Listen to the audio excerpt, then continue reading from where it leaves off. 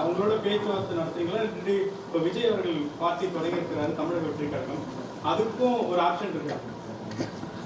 அதாவது அரசியலில் என்ன ஒன்றாலும் நடக்கும், புரியுது? அரசியலில் என்ன ஒன்றாலும் நடக்கும், என்ன மாற்றங்கள் ஒன்றாலும் வரும்.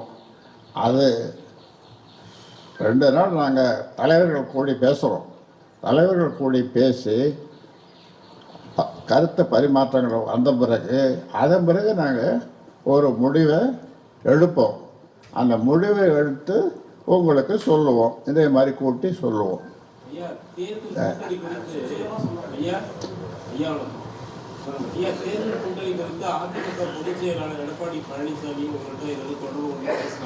எந்த தொடர்பும் இது வரைக்கும் வச்சுக்கல, எந்த தொடர்பும் இதுவரை வைத்துக் கொள்ளவில்லை.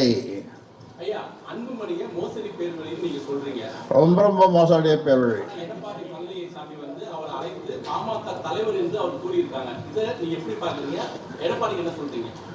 அதாவது இவன் போயிருப்பான், இவன் போய் அங்கே மறுபடியும் ஒரு பொய்யை சொல்லி அன்புமணி புழுவில் ஒரு புழு எடுத்து விட்டுருப்பான். எடுத்து விட்டு இத்தனை சீட்டு பேசி இது பண்ணிருக்கேன்னு சொல்லியிருப்பான். இதை அந்த கட்சியில் இருக்கிறவங்க யாரும் அங்கீகாரம் பண்ணலை. இது வரைக்கும் அங்கீகாரம் பண்ணாதான் எனக்கு தெரியல. பண்ணியிருக்காங்களா? இல்லை, அங்கீகாரம் பண்ணியிருக்காங்களா?